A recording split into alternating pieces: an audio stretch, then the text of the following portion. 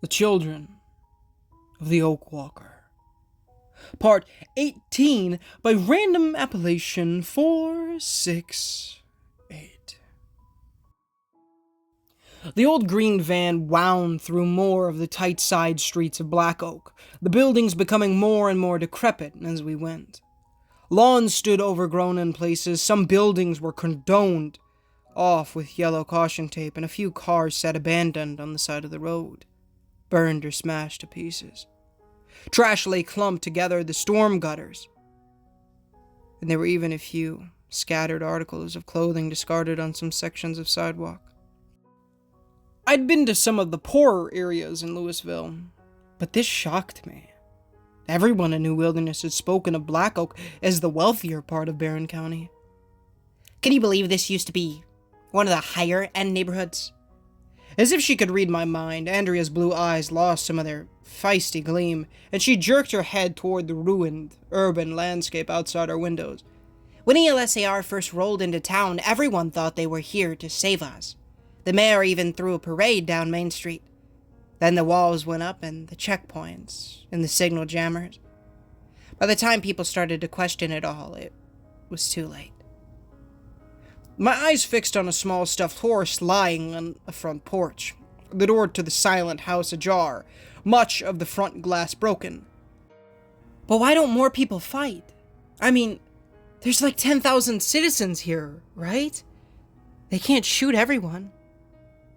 They don't have to. Josh winced as he dabbed at his torn ear with the corner of his uniform sleeve. You know those jackboot clowns who had you in a cell? I nodded, doubtful I would ever be able to forget that awful place as long as I lived. We call them organs, like in an old Russian book we found after ELSAR tossed a bunch of stuff from our public library.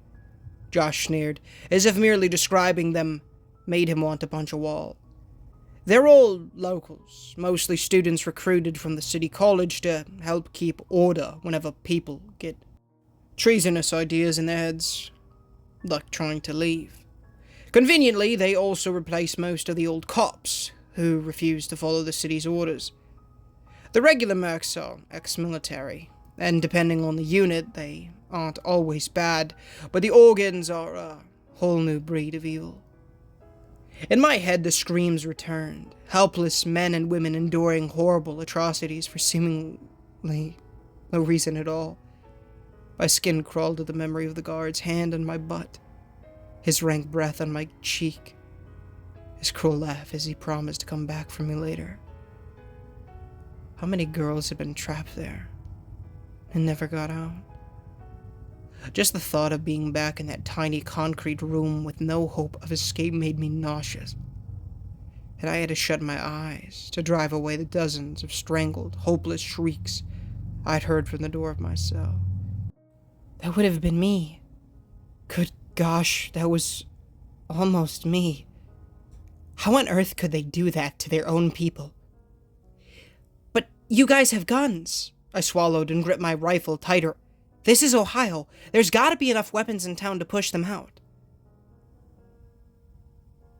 You don't think they knew that? One of the older boys in the huddle sighed and looked down at the well-worn lever action across his lap with a frown. First thing they did was ask people to donate any extra guns or ammo they had for the auxiliaries. Claimed they didn't have enough to form a defensive line around town. Of course, everyone was scared of the monsters, and the organs hadn't started arresting people yet, so lots of the adults volunteered. That's how they figured out which houses had weapons, and which didn't. After that, they just went door to door at night when people were asleep, so no one had time to fight back. And for those who didn't say anything? I shook my head, astounded at the night and day difference from the tyrannical control of this place and the utter abandonment of the rural sections of Barron County. I mean, not everyone would have donated, right? What about the people who stayed quiet? They sicked the organs on their families. Andrea pulled both legs into her chest, and her face rippled in a flash of pain grief. It's easy to be stubborn when all you have is yourself. But what father wouldn't hand over his rifle if they had his daughter stripped naked in a cell? They targeted girls specifically, either for imprisonment or indoctrination. After all, some of their best officers are women. In the end, it didn't matter, though. Lots of kids willingly turned in their parents, and parents reported their children like clockwork. They did what? My jaw dropped, but Josh's blood-smeared face took on a hateful scowl. Collaborator families got higher food rations and live in a nicer part of town with no power restrictions.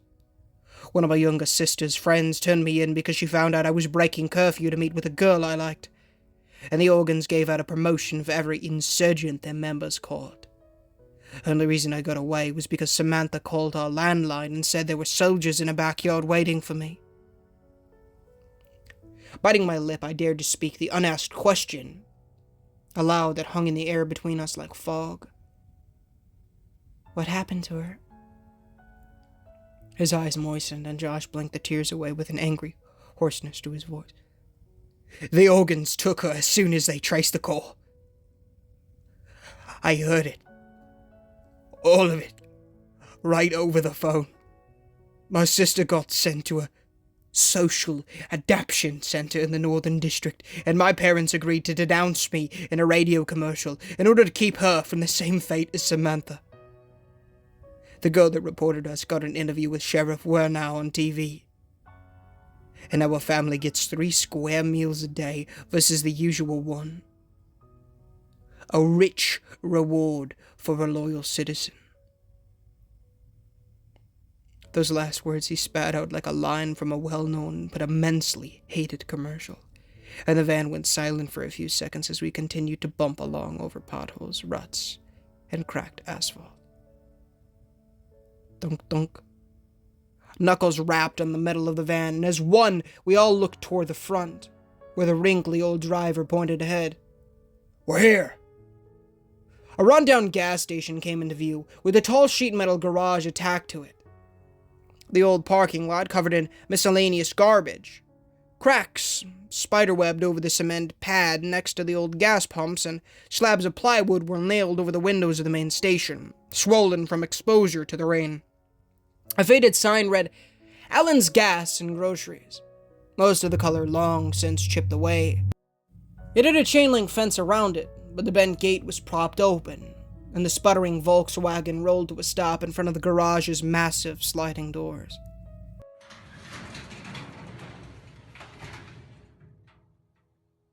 Both steel doors trundled open, and I caught the silhouettes of more people inside, suspicious eyes trained on us over the barrels of rifles. Much of the dimly lit interior was heaped with junk, but there was enough space to pull the van in between the barrels, metalworking machines, and unused car parts. A few lights glowed from within, but not many. It had struck me as the kind of place I would have suspected for a drug dealer's hideout if we'd been in Louisville. The old man in the driver's seat flicked his lights in some sort of preset signal, and we rumbled into the building. Got some lead up there, did ya? A bony man, likely in his mid-40s, with scraggly brown facial hair and a shortened Kalashnikov in his hand, spat a stream of tobacco juice out the doorway as the others dragged them shut. Just some stray shots. It took the elderly driver a few tries to climb down from his seat, and when he finally touched on the garage floor, he walked slightly bent over. In one wrinkled hand, the old-timer lugged an aged M1 carbine. The finish is scratched and chipped as he was wrinkled and gray. Once we got clear of the regulars, it wasn't so bad. Those organ fools couldn't shoot straight with their pants around their ankles, and a pretty girl holding the light. They got them fancy laser sights, makes them too cocky. In Korea, all we had were irons, and boy, we didn't miss nearly that much. Alright, whatever you have to do. Make it fast and disperse. As we clambered out of the back of the van, Tex barked orders to the other fighters and guided me out of the group with one hand on my arm. Here with me. The surveillance satellites don't always work, thanks to the electromagnetic radiation, but they have some good days. If they spotted us driving here, we've got maybe 5 minutes to clear the site before their armored trucks roll in. We have to get you clean in that time. Confused, I looked down at myself, most of the grime from our desperate flight and my borrowed orange jumpsuit. I'm not that dirty. Your tracker. He tapped the back of his own neck, and we wove between a few darkened shoplifts to where a cubicle of white sheets had been set up in one corner, flooded with light from the inside. If we don't take it out, it'll lead them right to us like rats to cheese. We used to be able to just pop the old ones off, but they made this new type that burrows into your skin, so it has to be cut out. Of course it does. I'm getting really tired of being everyone's practice suture pad. I'm going to be more scars than person at this rate. My skin went clammy with dread, but I followed him into the makeshift booth, determined to do whatever it took to stay out of ELSAR's hands. The other fighters sorted themselves into pairs of threes, and they tugged aside a large circular manhole cover in the floor to lower themselves in one by one. Only the few men who had been in the garage already remained, along with the elderly driver who stood with his carbine slung on one sinewy shoulder, smoking a cigarette. Inside the cubicle, a weightlifter's bench had been draped in a white drop cloth, and a metal tray sat on a small table near it, lined with surgical tools. Two freestanding lights on poles hovered over the bench, and a figure in white stood with his back to us, watching both gloved hands and a stainless steel bowl of something that stank like soap. No type of anesthetic drip sat anywhere, and my guts churned at the thought that I might have to undergo yet another terrible operation without drugs to dull the pain. "Tiger!" Tex called to the white-clad person as he directed me to the bench. "We got her." The figure shook his hands dry, and my heart skipped a stunned beat as he turned to face us. What the? His swarthy face pulled into a meek smile, and Kaba lost some of the heightened strain in his cheeks. "Good to see you again, Hannah." Blood running ice-cold in paranoia, I looked at Tex, then Kaba, and slid back on the bench to palm for my rifle. He's with the LSAR. He's one of them. I know he is. He was in their medical wing, and he's kept more people out of the organ's hands than anyone. Andrea appeared from behind the curtain, donned in her own blue latex gloves and white apron. A few months back, ELSAR installed some VR booths in their library to distract the public from the fact that they purged a bunch of books. Tiger got us the codes to one, and we used it to hack your tracker chip. Naturally, the organs transferred you for security reasons, but thanks to Tex, we knew all about their protocols, and found you anyway. My eyes narrowed, and I glanced at the hulking Tex as the dots connected in my mind. Of the two, he fit his uniform far better than Josh. He'd known their security protocol, had walked into their headquarters to steal me, and no one had been any the wiser until the last minute.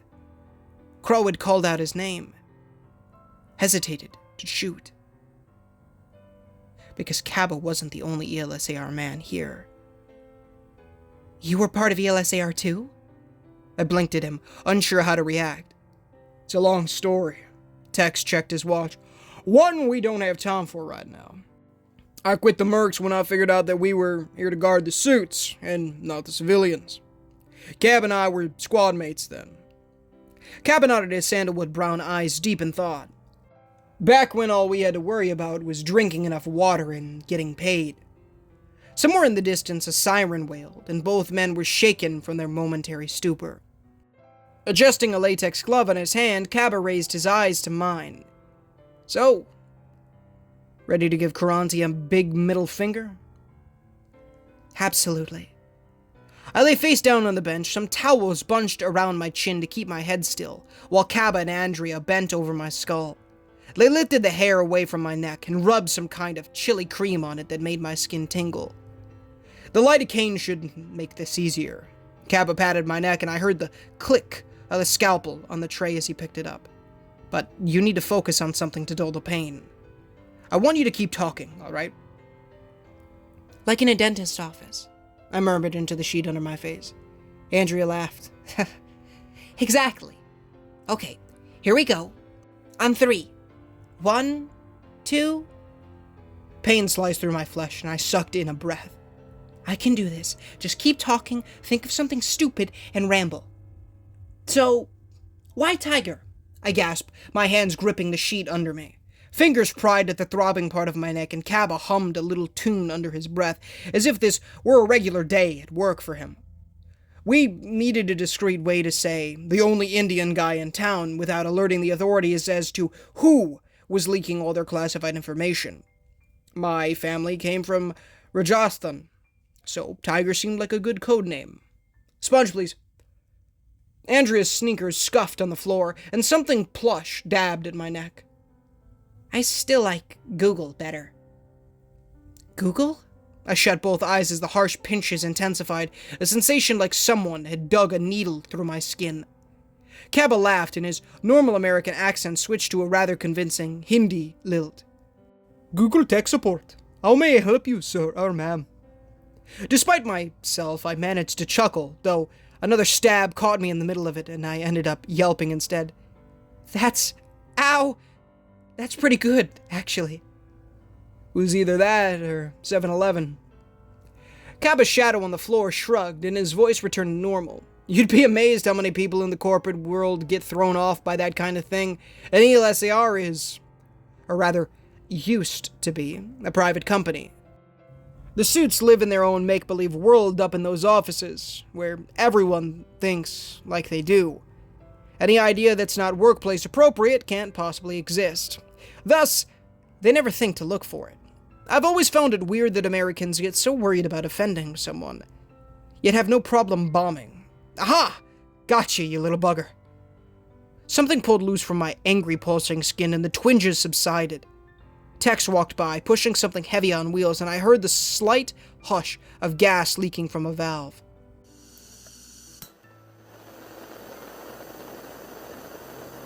An acetylene torch flickered to life, and the disgusting scent of burned blood filled the air. Fingers smoothed over the sore spots on my flesh, and a small dousing of liquid poured over it, before a soft patch of cotton was taped down. Well, there you go. Kaba peeled his gloves off with rubbery snaps. You're invincible again. Sitting up, I eyed the puddle of aluminum, cobalt, and plastic on the floor between Tex's boots, cooling with wisps of acrid smoke. How something so small had caused me such trouble was incredible. But I didn't have time to dwell on it. Kaba already had most of his tools packed up, and Andrea worked to strip off her white apron, our 5-minute window drawing to a rapid close. Here. Andrea dumped a backpack of clothes onto the weightlifter's bench and gestured to the tangle of polyester and cotton with a brief wave as she slipped out of the cubicle. Take whatever you want, but be quick. They're definitely going to be mad now that you just popped off their radar. With the realistic concern of soldiers converging on our location, I unashamedly stripped back down to the simple bra and underwear that ELSAR had given me, selecting a pair of jeans, a gray V-neck t-shirt, and a thin brown jacket with a hood. Normal clothes on my skin made me want to laugh, jump, shout, and cry all at once. I never thought about how good I had it in my old life in Louisville, with my closet full of shirts, my refrigerator brimming with food, and the ability to walk out my door at any time I so pleased. Just those few days in captivity, stuck in a bizarre limbo between the possibility of being grossly violated or being discreted alive like a bug, had changed my entire perspective on such tiny matters. How good a worn-out pair of jeans felt. How wonderful to choose my own colors, and what a fool I'd been not to appreciate it before.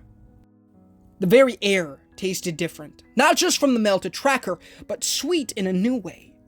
Heady and vibrant. No one owned me but me. Smiling to myself, I snatched the old bolt-action rifle from where it leaned in the corner, convinced I would feel naked without one for the rest of my life. Tex stashed the acetylene tanks beside a dented toolbox and folded his arms as Kaba finished gathering his medical equipment. I still think you should come with us. You've done a lot. No one would blame you, and we could use a good medic on our hand. Kaba stopped and faced Tex. The two, an odd juxtaposition. The beefy, muscled Texan and the short, skinny Indian. There's more I could do there. Is he going to go back? Unable to keep my startled thoughts to myself, I straightened up. You're not serious, are you? What if they found out you helped me? What if Crow puts two and two together?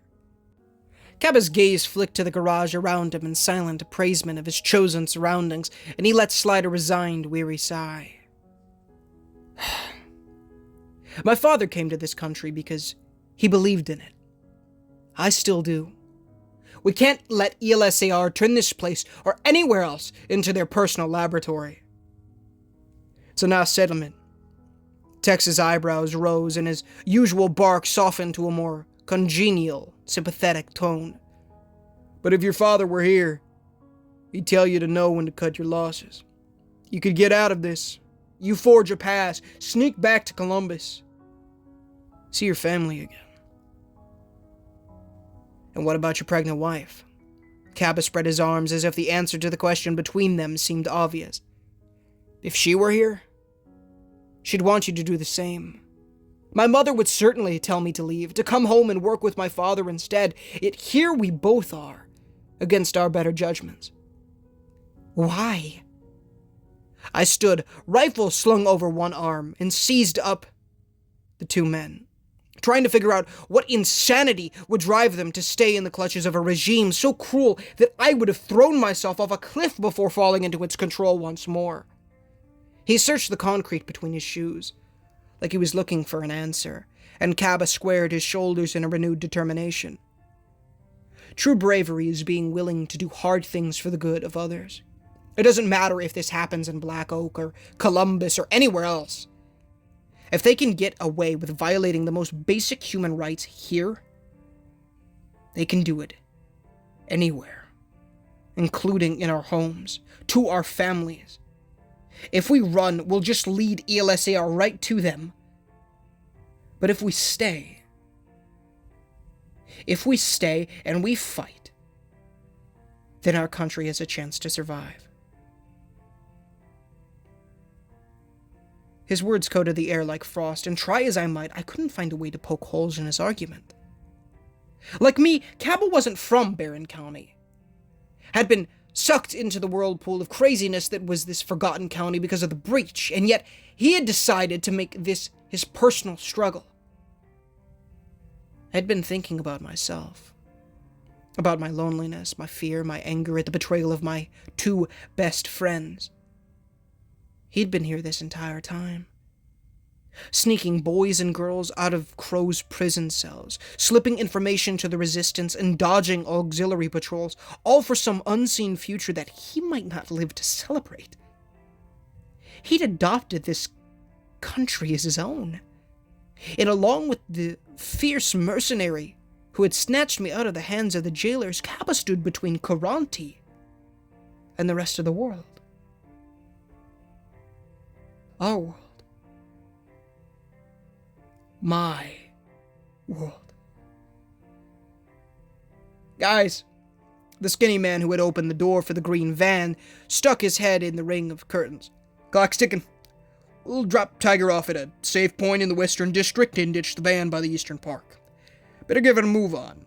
I can hear choppers coming. We filed out to the big manhole in the center of the garage floor, and Cabba split off to climb into the van with the old driver and 3 other men. Just before he went to get in, Tex called to Cabba above the idling of the Volkswagen's motor. If we ever get out of this, come down to San Antonio and visit sometime. Chelsea, it makes some mean beer-battered chicken. You could bring your folks, too. Cabba beamed with a pearly grin and nodded from the running board of the vintage automobile. I'm sure my mother would make enough sandish to feed the entire block. Here's to hoping. They backed out of the doors of the vacant fueling station, and as they did, a thought entered my mind. I hadn't even thanked Cabba for taking my tracker out, or for playing such a big part in rescuing me. If he never returned from that cement monstrosity of a building, I never would. It bit at my soul in nibbles of guilt, and I scoured my heart for some kind of solution. What would you do to save someone you love? Like a thunderclap, the words of the stranger in the yellow chemical suit flashed through my head, along with the image of his powerful silver eyes. Chris. I'd left him in New Wilderness, all alone, completely unaware of who the traitor was in his midst. How many days had passed since Jamie had sold me out?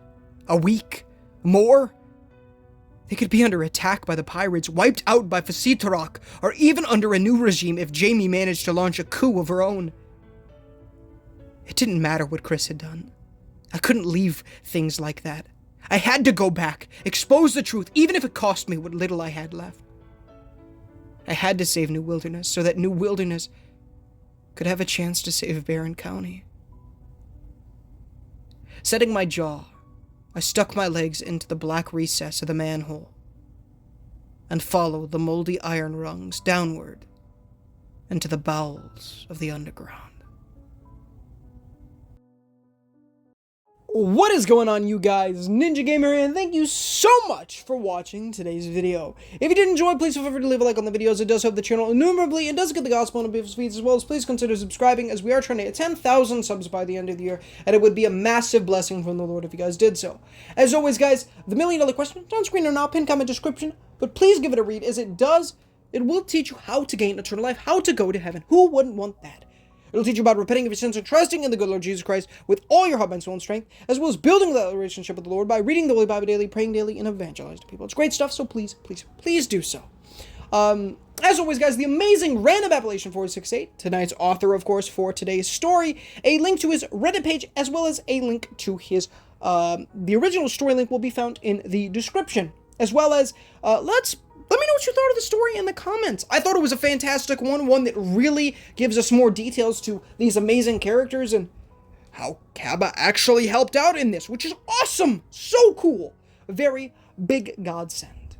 It's cool his name is Tiger. Very interesting. Anyways, we'll talk a little bit about it, of course, as we have been doing for the last few entries or so. But, of course, as well as the amazing Mew, whose music I use in all of these videos.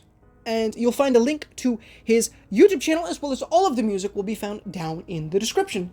Of course, if you'd like to use his music for your videos, make sure that the specific song that you would like to use specifically says, it will say, you know, free to use as long as credit is given. And of course, I've only ever seen one that doesn't say that. The one that specifically said, not free to use as long as credit is given. So if it obviously says that, you cannot use it. But if it does say so, make sure that you, for that specific song, you pop a beautiful link to his YouTube channel, as well as a beautiful link to the song as well, possibly.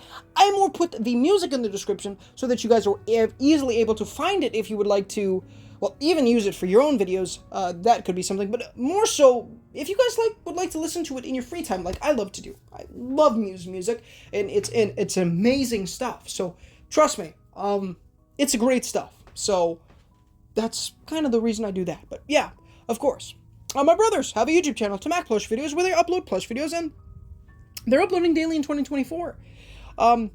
If you'd like to see me in something other than horror stories and video games, I highly recommend going and checking out their channel. It's so fantastic. They've been doing it for so long, and it's absolutely immaculate content. I highly recommend the 2021 videos, as well as probably late 2020 as well, I guess, in that regard, but also the new South Park series, where I, of course, voice Eric Cadman, folks. So, you know, join in on that. It's awesome stuff. So please, please go check that out. As well as my youngest brother, Cole, wants to be a rapper, so I'm leaving a link to his YouTube channel and his SoundCloud for his music. So please go check that out. The Cole is his name. It's great stuff. So please go check it out. It's amazing stuff. Please, guys, go do so. The Barren County Anthology by Random Appellation 468, as well as a former stalker texted me this morning. She's been dead for a year by Tiro 1000. Both beautiful, amazing playlists will be found linked in the description. And even more so, if you guys are loving the Children of the Oakwalker and you want more, the Barren County Anthology is actually everything before. So if you want to know who Kaba and Andrea and even Tex, I believe Tex is been in some of the older entries. I want to say he's probably, I don't know for sure, but I would say there's a good chance. Now, Kaba and Andrea, they both have their own story, so they have obviously been in one, which you guys can go ahead and go ahead and listen to them. Andrea's is, if you haven't already, make sure to burn your mailbox, and Kaba's is, of course, the difference between monsters and men, which that one is really good, and it's a very nice one. It's very nice, and I really do enjoy that one. I love them all, of course, but that one's a very great one. So, yeah. And also Crow, she was talked about a little bit. She also has, I believe she has a story, which is one of the most popular, if not the most popular, story on the channel for the Barron County Anthology, which is I Survived the Collinswood Massacre, which is an amazing one. And if you guys haven't listened to that one, by golly, G. Willikers, Batman, you should, because there's a reason it's the most popular. It's a great one. So go check that out. As well as join the Discord. A link will always be provided in these stories. A link in the description. Please give it a join. I'd love to talk to you guys over there. We're building an awesome community, and it would be a great time if you guys would come on over. So I'd love to see you over there. As well as, of course, I forgot to mention this because it's kind of a new thing, but if we hit 10,000 subs by the end of the year, I will be platinuming one of the hardest games to platinum, Crypt of the Necrodancer. So make sure to subscribe so we can do that beautiful thing right there. Alright, I don't know if you guys can tell, I'm pretty exhausted. I tried to sleep before the game convention, and unfortunately I couldn't, which is fine. You know, honestly, it probably would have been better than the hour and a half just staying up, but, you know, I don't know. But I got some footage from the game convention. I probably should have filmed as soon as we got there. That is on me. But I did get some good footage, and I did actually come away with some other stuff. Maybe I'll film a little thing, and or actually I already did. I actually already did. Of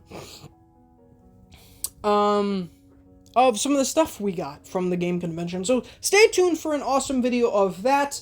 I plan on compiling that as well, and then also with me getting a certain thing, I plan on making a certain video coming up soon that I wasn't necessarily really gonna pump out, but I think it needs to. It's not a platinum video. It's more towards, I'll give a little hint, it's more towards horror, like gaming. And, you know, yeah, so I already have all the footage recorded and stuff like that. It's already done. It's actually on the channel right now. Maybe that's an even bigger hint, but, and if you guys want to watch it, you can watch it. Like, that's an even bigger hint, but, so I'm gonna make that up probably over the next couple of days or so, and then I'm gonna release that, and I'm gonna try to make that the best motherfucking video that I can possibly make it. I want to produce good content for you guys, you know, that is not just these horror stories. You know, I do try pretty, you know, I do try my best at these horror stories. I do think there can obviously be improvements. You know, there are certain things that could happen. You know, we could bring people onto the channel and they could do different voices for the characters instead of me always doing the voices for the characters. I've talked about that a couple of times, I think, in the past. I think I talked about it yesterday and whatnot, but, you know, that's kind of neither here nor there. That's just me talking. So, very cool. So, where are they going? That's my big thing. Because there wasn't anything, like, that we can really speculate about here. I mean, at least from what besides where are they going? Like, obviously, Hannah is dead set going to get her mans and making sure that even if they're not going to be together anymore, that she's going to protect him because, you know, they're friends. I really hope, like, dude, something in me is just hoping that, like, the whole kiss thing is, like, I don't even know. It's weird. And then there's, like, the fact that, like, maybe Jamie isn't the spy. It's weird, you know? Like, I think we can all agree that Jamie gave Hannah to ELSAR so that she could live. I think that's, like, an absolute godsend right there, and I think that's definitely the case. Because what else did Hannah, you know, bring to the table? Besides that? Well, I guess different research capabilities. I don't know. I guess we're just gonna have to see, right? We just, you know, we're on episode 18, or part 18, as they are labeled, but we still have, what? Like, freaking 14 more, which is kind of crazy and also kind of sad because, you know, I really do love this series and I don't really want it to end, you know? Hopefully, you know, I don't know how it's gonna end. I thought the last one ended very well for what it was. You know, it ended on a very sweet note, and, you know, we knew there was more coming, but we were at least I was satisfied the way it ended, and I was excited for the future. So, you know, I guess we'll have to see, you know, how it's gonna be, for, you know, what the Children of the Oakwalker is gonna end on. I guess we're really gonna have to see.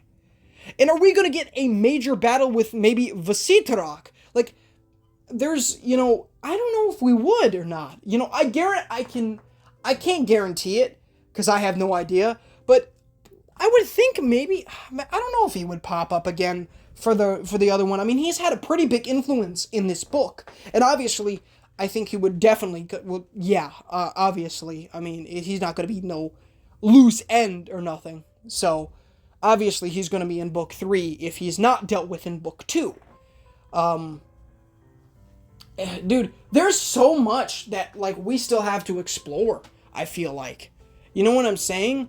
But we still have 14 more parts, if not more. So, stay tuned, folks. There's a lot coming.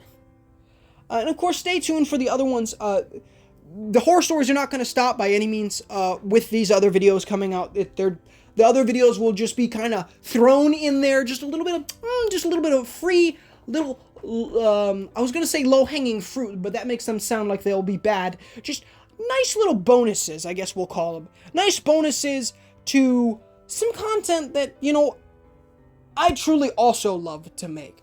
You know, I want the channel to be everything. I don't want to make a horror story channel and make a gaming channel and a vlogging channel. I don't do that. Excuse me. You know, I do everything on the platform. That's the way I want to do it.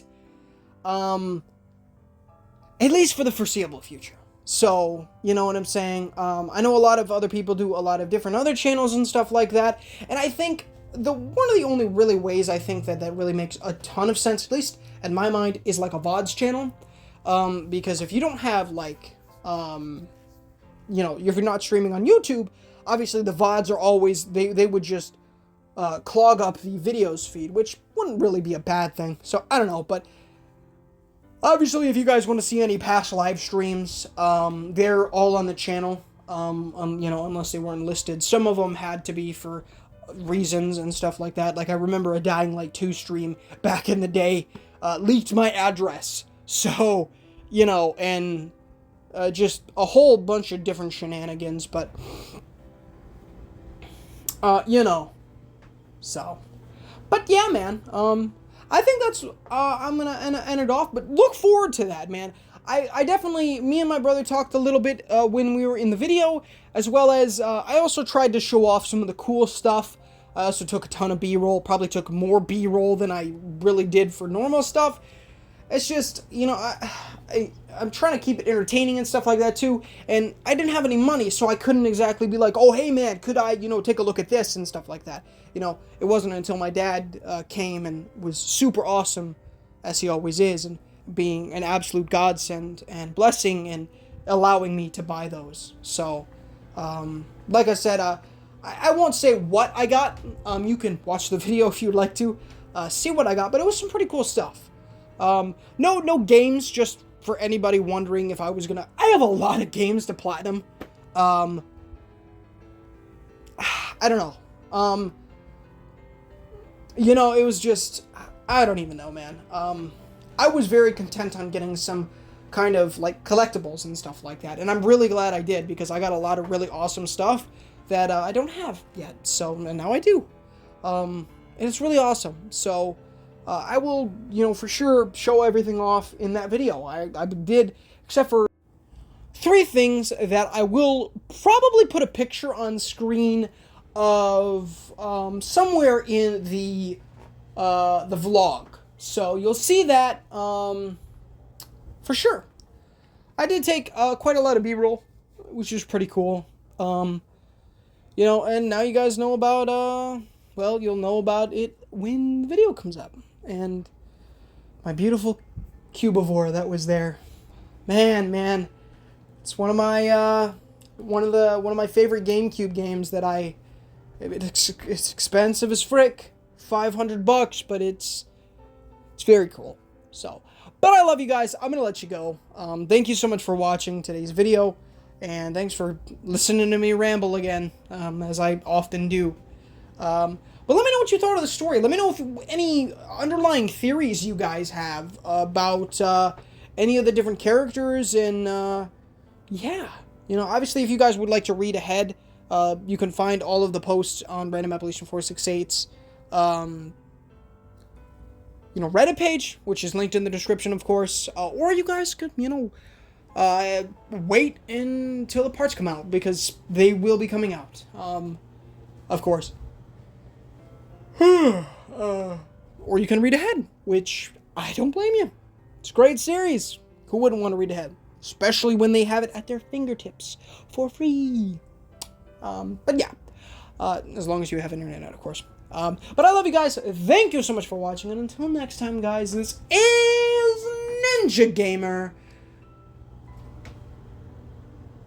signing off.